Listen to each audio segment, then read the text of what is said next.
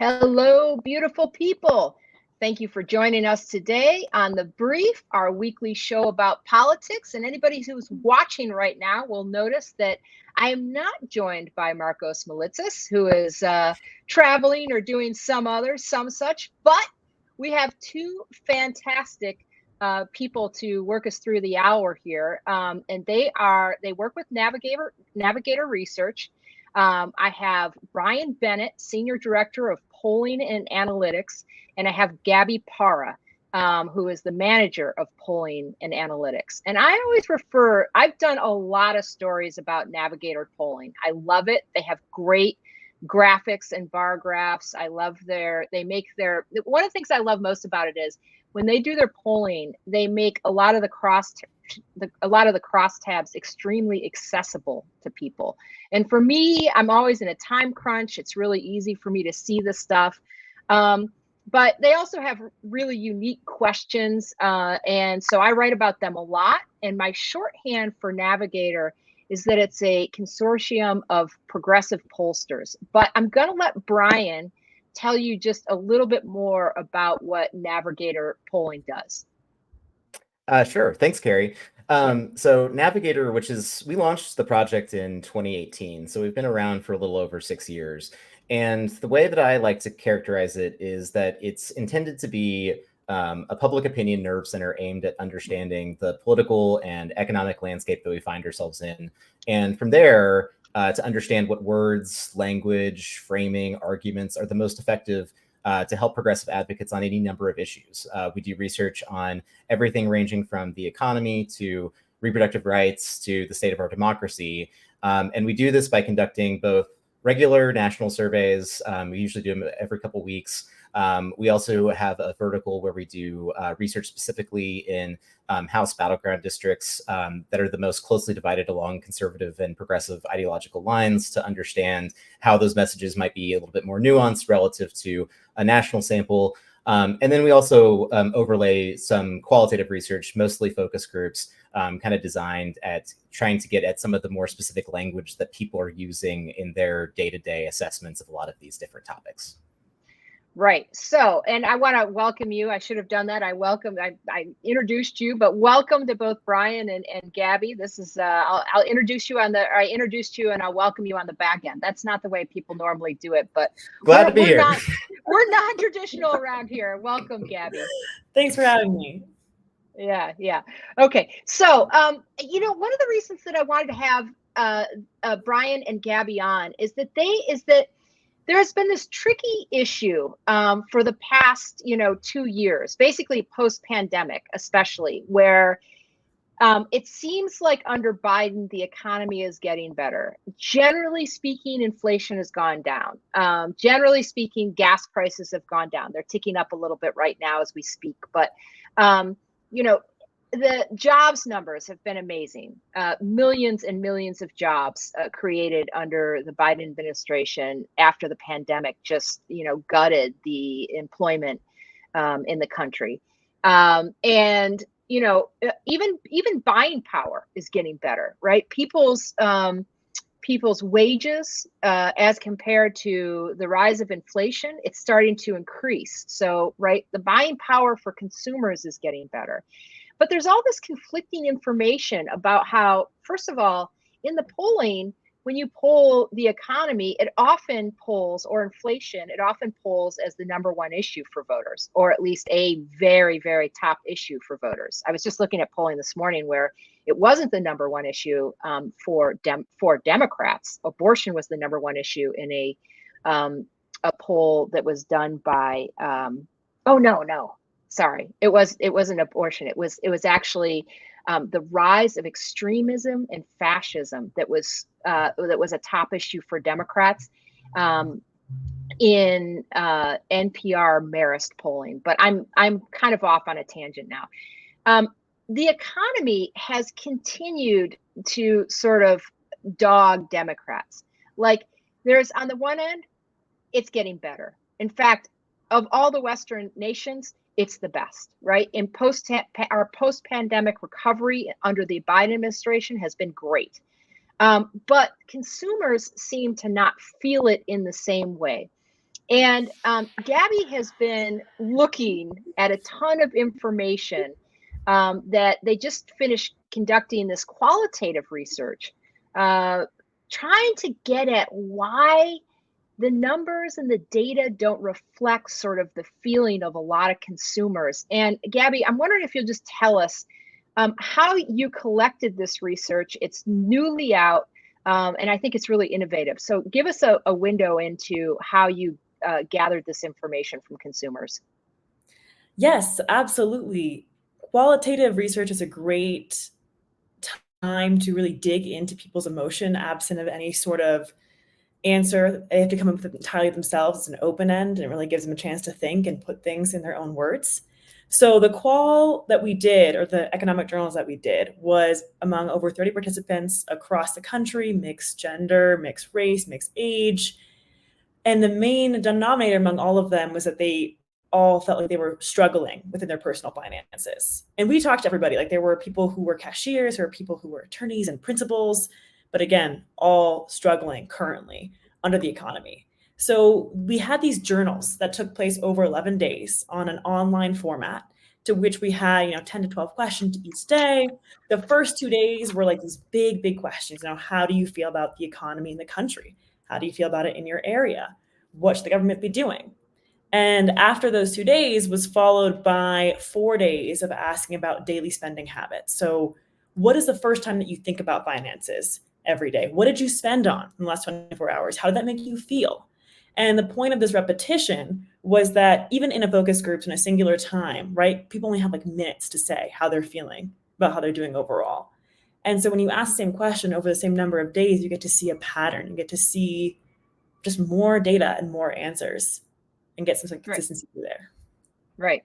Great. Well, and so, just so you know, it's a lot easier in some ways. Well, I don't know. Bryan may not agree with this. It seems easier, at least, to gather or at least analyze quantitative data, right? The numbers, right? But the qualitative data, you have to like read through all these journals. So we have 30 journals from people, and like you said, the overarching theme for them is that they feel like they're struggling. So it's worth noting at the top here that these are all individuals who feel like they're struggling in some sense or another. They're from groups across the spectrum.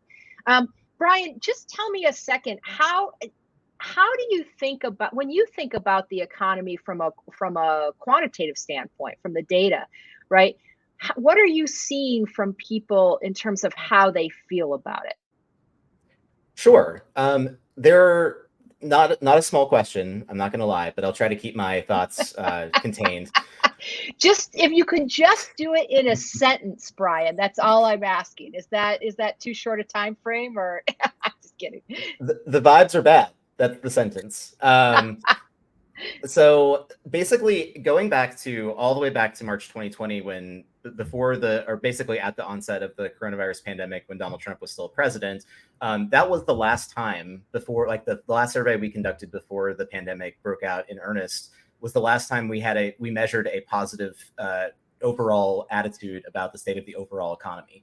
So that means that throughout the entirety of the pandemic, throughout the entirety of the Biden administration to date, it has been not just negative, but deeply net negative. And part of the reason we wanted to do this project is that like you mentioned, by all metrics, there are many positive macroeconomic indicators, including jobs and the unemployment rate, the lowering of inflation over time. But people just don't seem like they're actually feeling it. And I think a survey that we did in January has stuck with me deeply, and was kind of the motivation for why we wanted to do this kind of deeper project, which was when we asked people, what are the metrics that you use to judge the strength of the overall economy?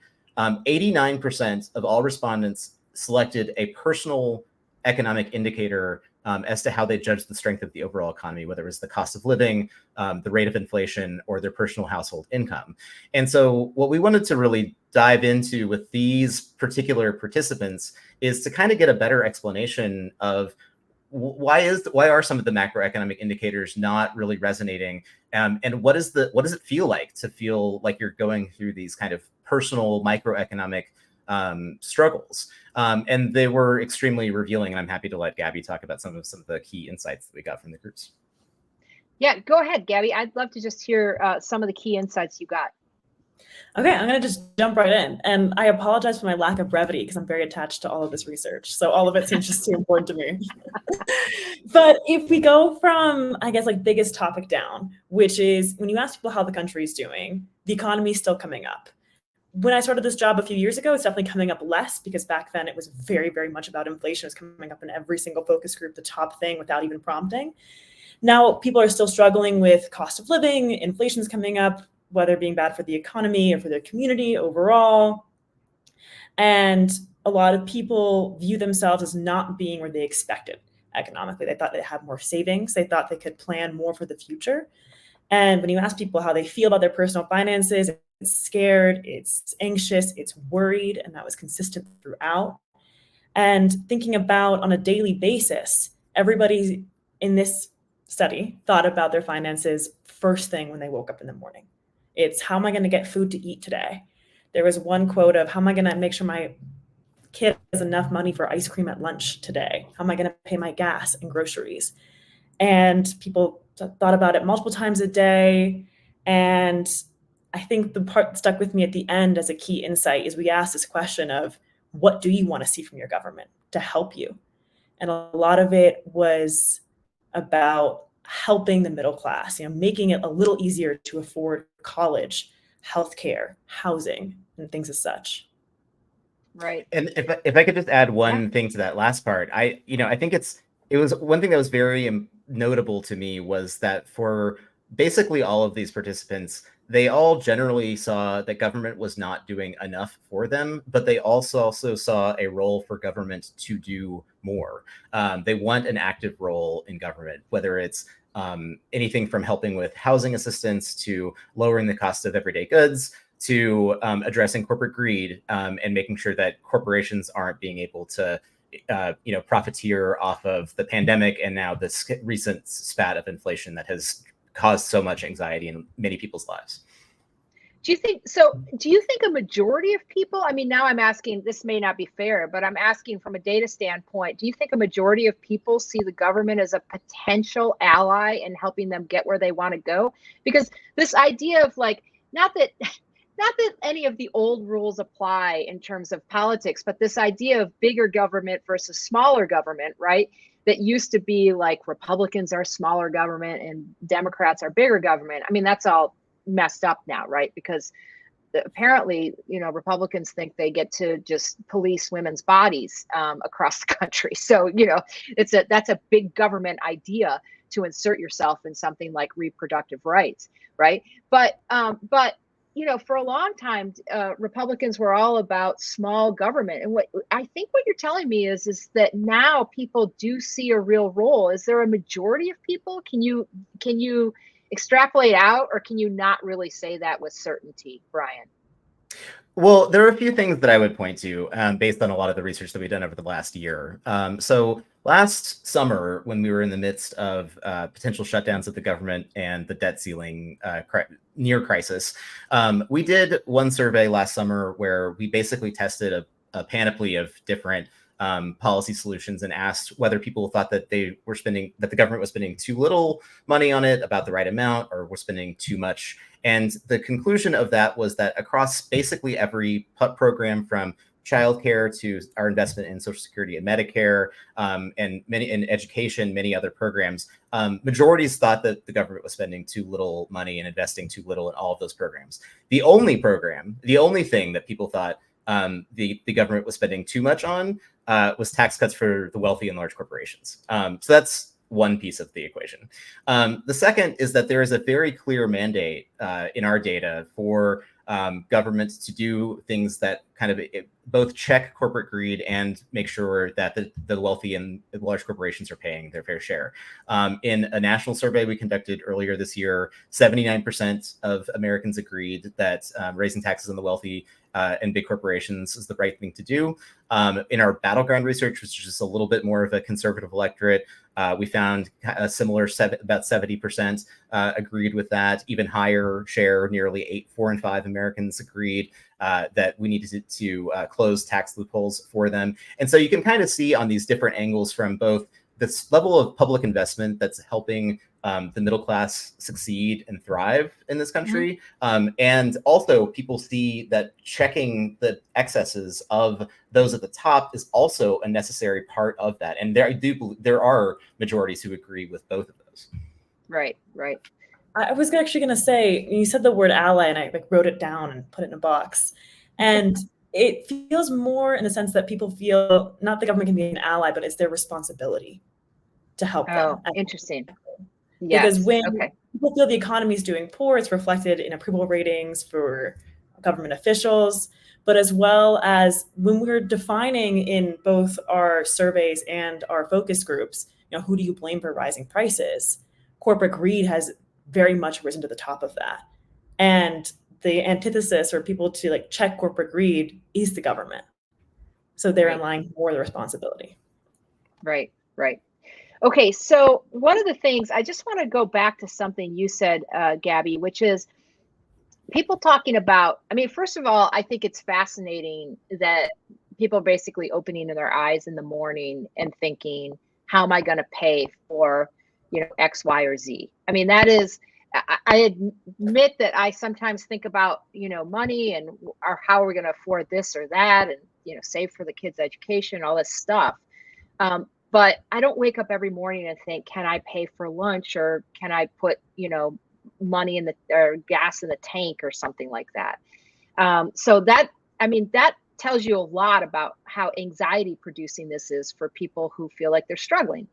But the other thing I thought was really interesting about what you said was people saying that they're not where they expected to be. And this goes back to this sort of idea, I think, of what a hangover we have from the pandemic, because people who were maybe sort of putting away money for the kids' educations or saving for a rainy day or saving up so that they could put a down payment on a house or something like that, some goal that they had in mind.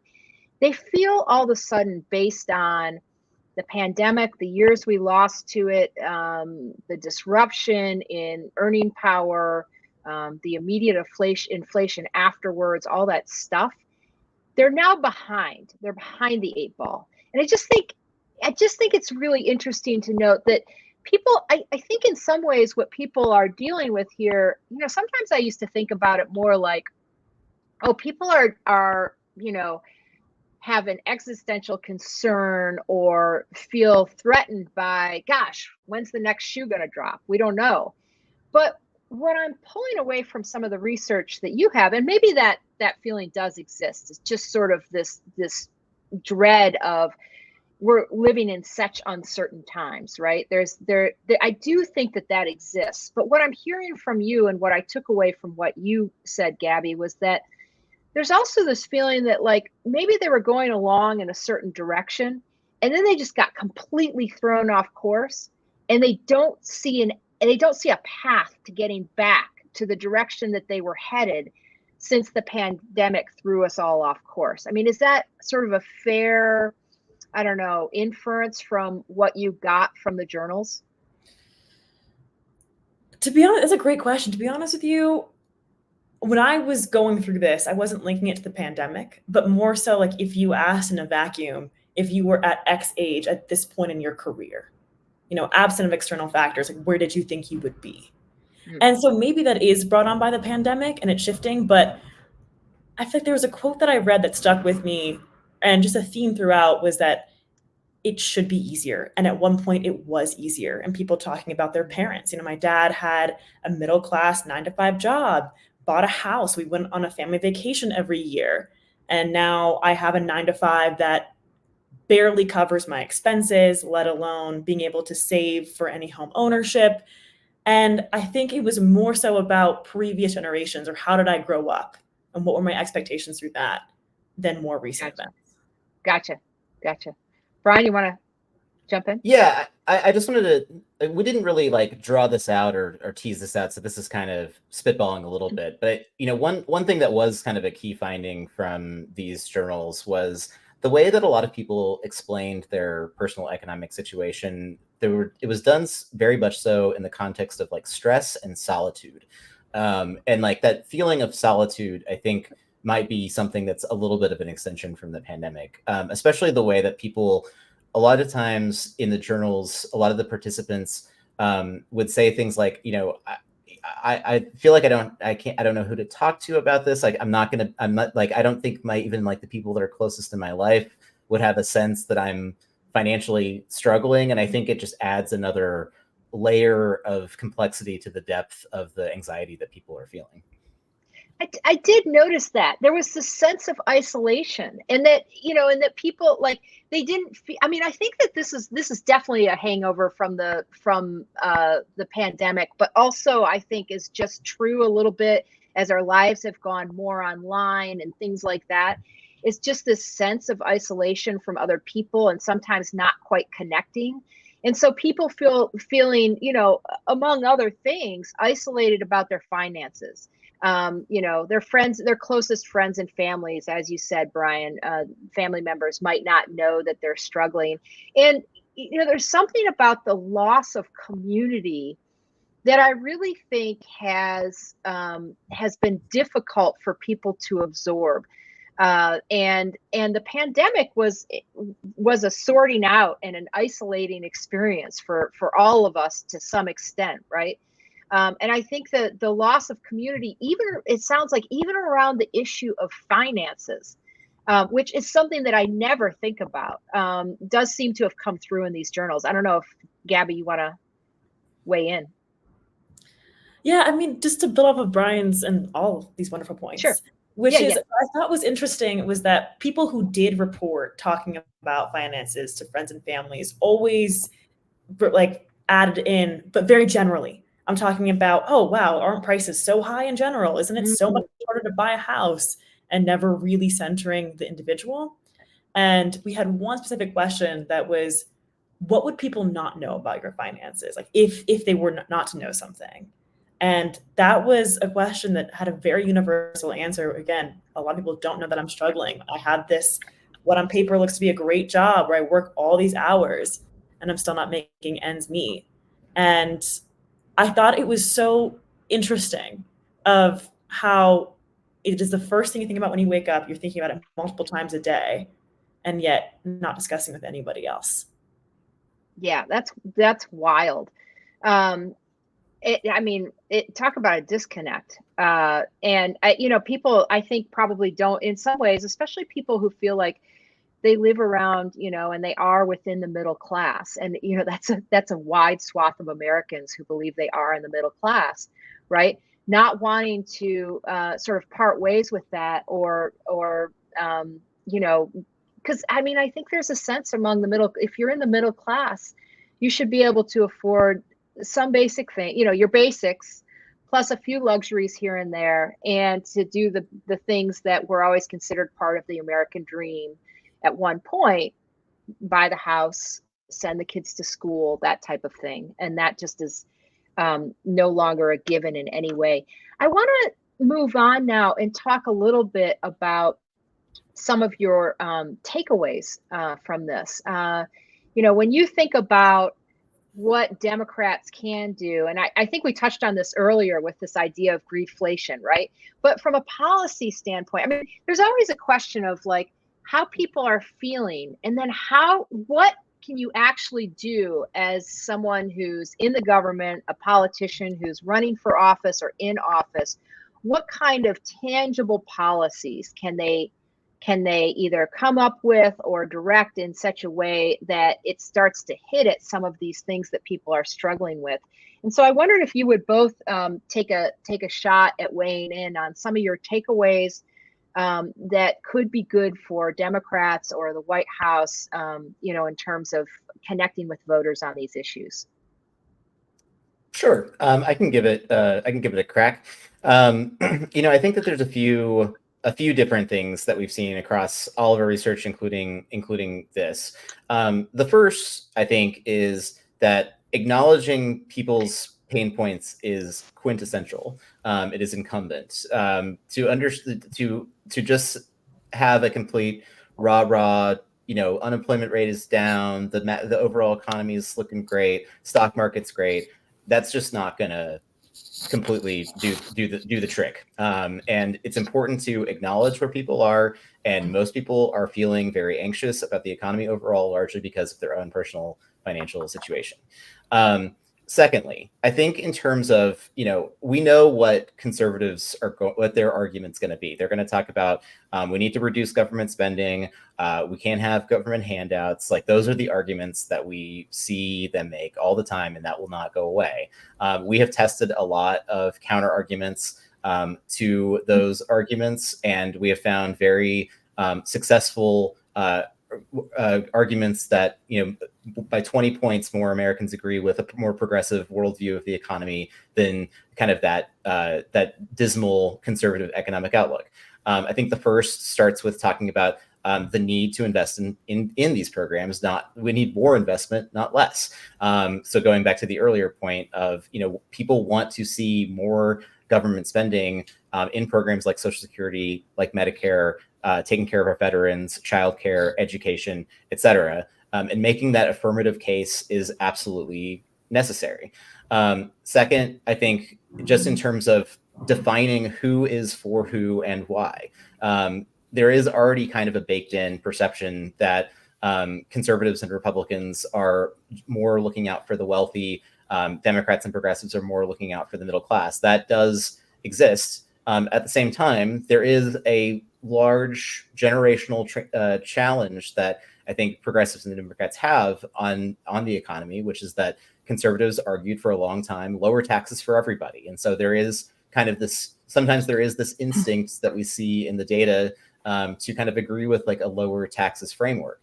That said, we also see in our data that when the debate is only had on that ground, then that's where progressives have a challenge. But we also know from so much data that we've seen dating back to the Trump tax cuts in 2017, and which has remained resilient to this day, is that it is absolutely critical that progressives make the case on the issue of taxes in the economy, that they define what programs they're for, that they say that they want to raise revenue on they want to raise taxes on the wealthy and corporations in order to do things like reduce the deficit, in order to fund said programs, and that it's conservatives and Republicans who are the ones who are saying no additional revenue. We're only going to cut programs. In a survey that we did last summer during the debt ceiling debate, 82% said that we should raise revenue to pay for programs like Social Security and Medicare, while 7% said that we should cut funding from those programs to reduce the deficit.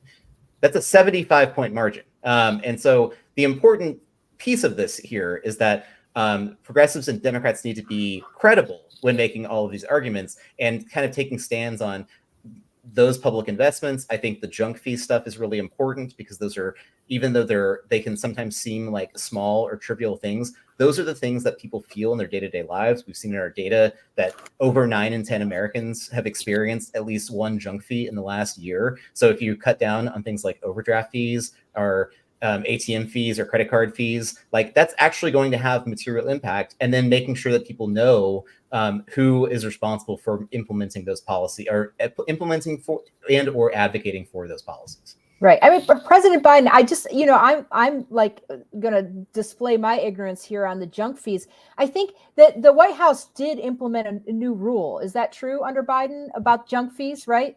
And there might be legislation paired with it. Is there legislation coming, or is it just the new rule through the White House? Do you know? So I'm not, I know I'm like trying to put my policy expert hat on, which I am not. But I do believe the $41 to $8 fee thing was done by executive action. Executive action. Don't quote me on that. No, I think so too. And I wasn't sure. Gabby, do you know for sure or no? I do not know for sure. Yeah. See, I mean, this is right. This is one of the issues, and not to, but like we know a lot about what's going on in the political landscape, and sometimes like there's so much going on, it's hard to like remember exactly what has been done. I mean, we know who's fighting for this, right? But there's not a single one of us here who's going to be like, oh, is it Democrats or Republicans who are fighting to get rid of junk fees? It's clearly Democrats, right? But exactly what has been done is sometimes elusive, right?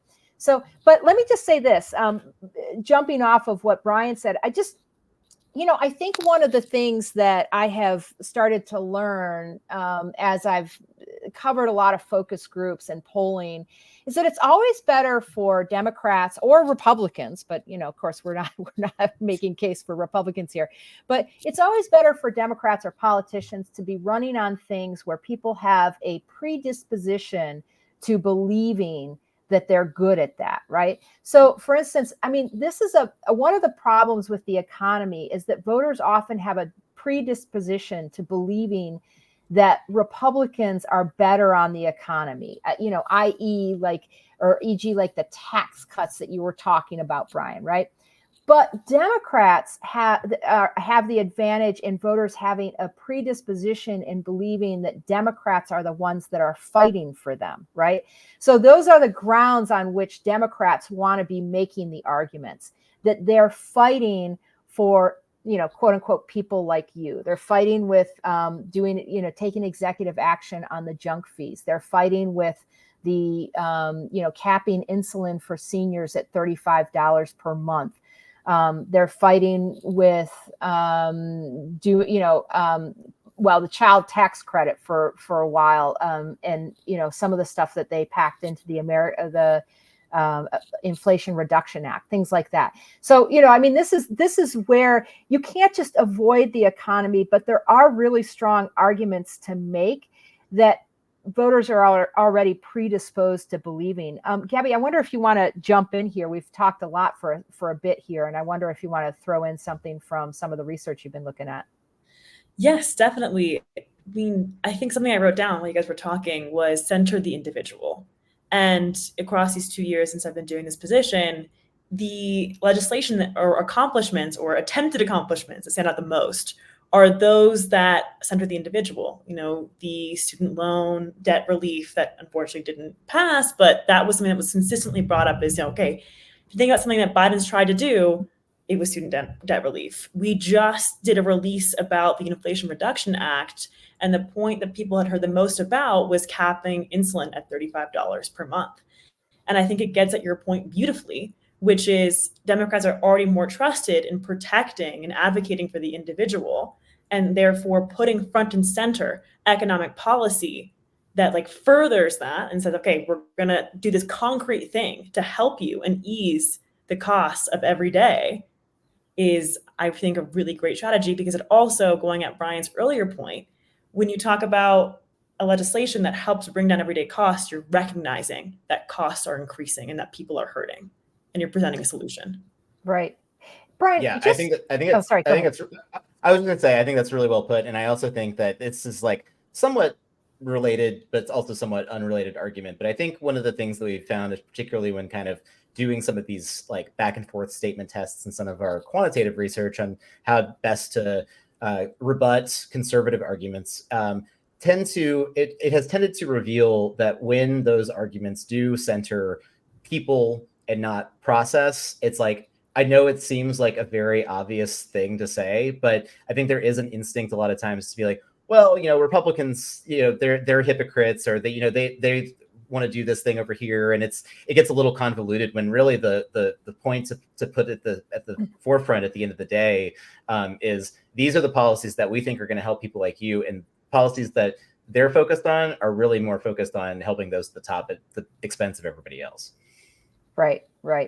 Okay, so to wrap things up here, I want to play a clip from President Biden at the State of the Union, and this gets a little bit at let me set it up, but I also want to just say something about President Biden and Democrats, and particularly though President Biden, as he talks about the economy and making the case for it. And this is something, I listen to way too many political podcasts. I mean, way too many. Okay.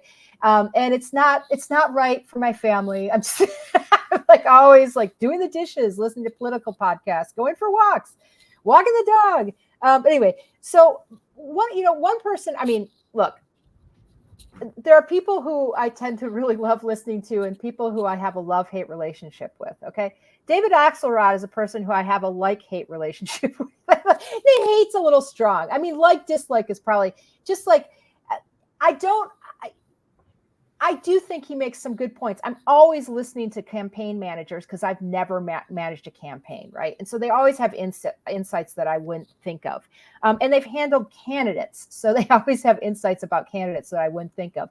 Now, I have to say, the Hacks on Taps podcast that I listened to did not do a particularly good job of calling the 2022 election. Okay. They had a lot more sort of, I don't know, red wave type stuff on there. And I didn't think they did their best work on that, let's just say.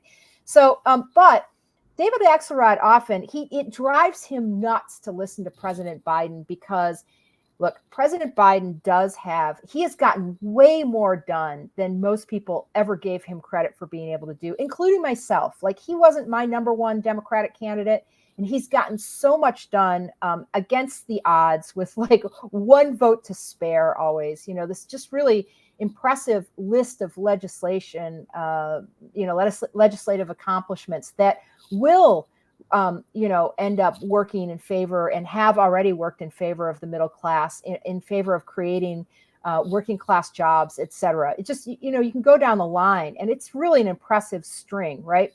But when he gets asked about the economy, he sort of reflexively, President Biden wants to say, but I've done this and I've done that and whatever. And I do think this is true. And David Axelrod is always like, he has got to get off of that, right? He cannot just start listing the accomplishments he has.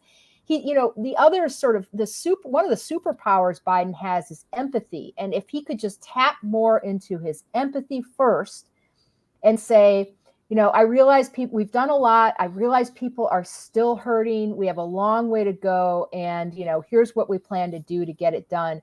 But if he could lead with the empathy, that would help by quite a bit.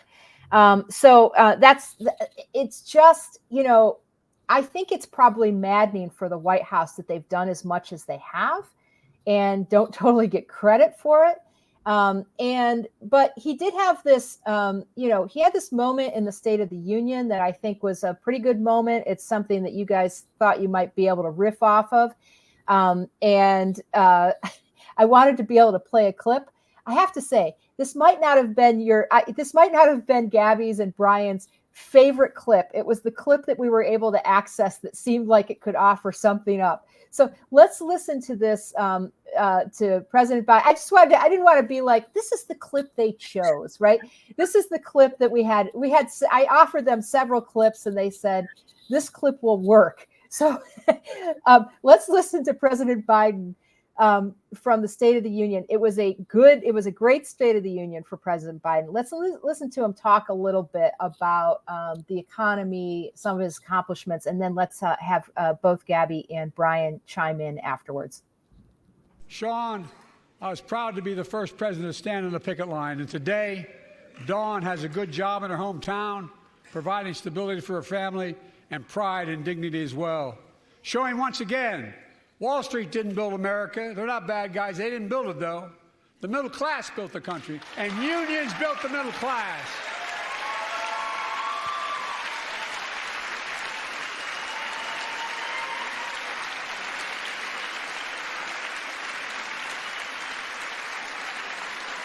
I say to the American people, when America gets knocked down, we get back up. We keep going. That's America.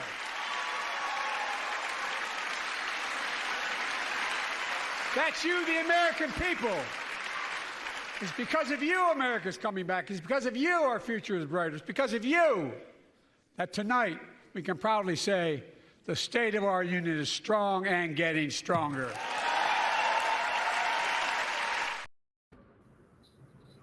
Okay. Gabby, based on, I mean, this is a little bit more rah-rah, right? This is more of a rah-rah thing. But based on what you've seen in some of the qualitative research that you've just been looking through, does that hit on any of the points? Do you think it hits, or is it really just, are we a little bit off in a different direction there? I think as much as it can, right? As a singular speech in a moment in time can help people feel better. In this part of the State of the Union, it actually leads up to Biden talking about holding Big Pharma accountable and capping insulin at $35 a month.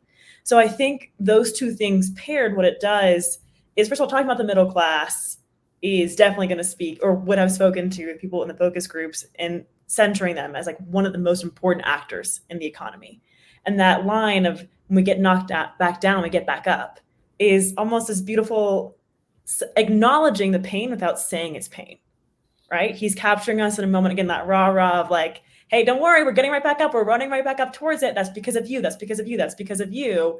And again, it's acknowledging the pain while also putting in a lot of optimism and hope of what's yet to come.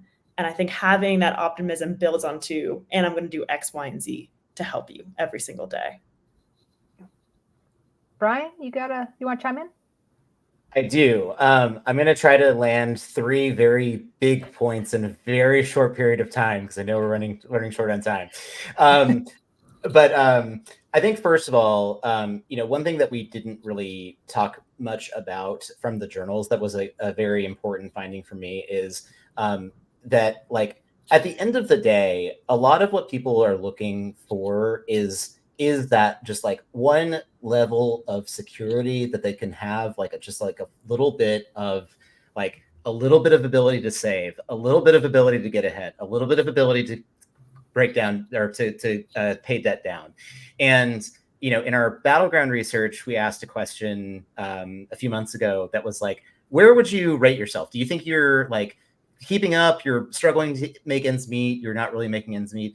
50% of everybody in the battlegrounds describe themselves as just struggling to make ends meet. Only 10% said not really making ends meet. And the thing that it was not a partisan answer, which is kind of unusual, because on a lot of economic questions these days, and this has been true for a while, but Democrats, because party in power is President Biden, tend to have more positive ratings, Republicans more negative. If Trump wins, that would flip. But in this particular construct, on struggling to get by and make ends meet, it's not really a partisan result. That's not the way survey respondents view that. And in a similar question that's kind of unrelated, we also asked recently, which of these best describes the state of the American dream? And 59% agreed that it was once true, but isn't anymore. And again, it wasn't really a partisan response. And so, you have this kind of like general feeling that is cross-partisan, where people are just looking to kind of like get a little bit ahead. And I think that the sentiment that's expressed in that clip gets at that. The only other thing I would add is that we did a whole survey that was our whole topic on labor unions a while ago, and President Biden kind of started talking about the importance of labor unions, and we did some messaging to kind of look at like what are the best reasons to support organized labor. And 83% found this convincing, 44% found it very convincing. This is the statement: hardworking Americans deserve the security and peace of mind of knowing they can afford to raise a family and retire comfortably, which is why it is important to support growth in union jobs. That's what people are looking for. It's about security and peace of mind at the end of the day. And that feels like the one consistency across what President Biden said, why people support unions, what people are looking for in the economy that they want to see. Yeah. President Biden has undoubtedly at this point proven to be the most pro-union president in decades, for sure, and certainly half a century, I would say. And I'm not like a presidential historian or anything like that, but it's like overwhelmingly true. Probably maybe since FDR or something like that. So it's been a long time. Him walking the picket lines with, going as a sitting president and walking the picket lines, that was a big deal. That was a BFD in his own words. And he's now he's now in the course of landing the endorsements of these of several major unions, the United Auto Workers, of course, The most recent, there was another most recent. You guys remember the name of the union? I'm not a union expert, but he just landed another union endorsement that was a big deal. And what we know is that, and I'm just going to throw this in, like this is kind of leading us into a whole nother, like we could do a whole nother hour, but anyway, we're not going to, I promise. But is that these unions are really, I mean, if the union votes matter, yes. I mean, I think if I just remember on NPR listening last night, and I think Joe Biden in 2020 won like somewhere around 60% of union votes, and Hillary Clinton won somewhere around 51% of union votes. So it makes a difference for sure, the votes themselves. But the bigger difference is the organizing bang that you get out of them. Oh, yes. Thank you. Walter, our producer, has just kindly dropped the North America's Building Trades Union, just endorsed Biden too, and cut a really amazing ad about Biden versus what Trump promised to do and didn't do for them in the 2020 election, 2016 election. Sorry. So anyway, but it's the organizing bang that they get out of, particularly in some of those upper Midwestern states, and how getting the union, the operation, and the boots on the ground, and their organization, doing the field stuff, is really like a much bigger thing than just the votes themselves. So I think the union aspect of this is going to turn out to be a real bonus and a real driving engine for the Biden campaign and President Joe Biden. But also, he legitimately, this is one of the things that people legitimately believe about him, is that he's pro-union, he's pro-working guy, working gal, whatever. So I think that clip sort of spoke to that too.